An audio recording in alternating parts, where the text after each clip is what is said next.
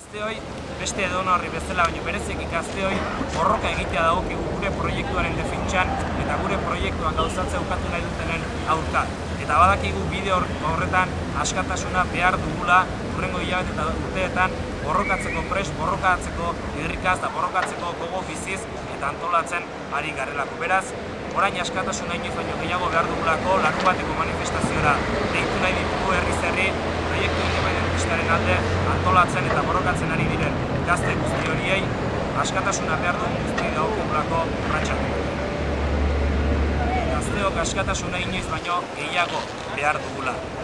Askatasuna behar dugu berak egiten duen lana, berak gerra estrategiari aurre egiteko egiten duen lan hori ezinbestekoa delako eta onartezina dena herri honetan da, herri honetan sektore borrokalarienen defentsan aritzeagatik epaiketa fartsa bat izatea.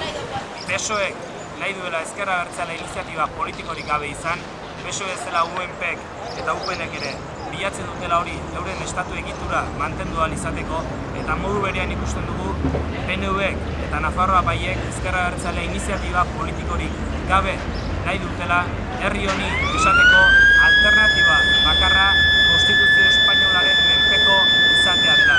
Ikusi dugunean hamarkada luze hauetan nola konstituzio horrek menpekotasuna, sufrimentua eta ukazioa besterik ez den eskaintzen herri honi. Eta beraz, hor kokatzen dugu askatasunaren aurkako epaiketa.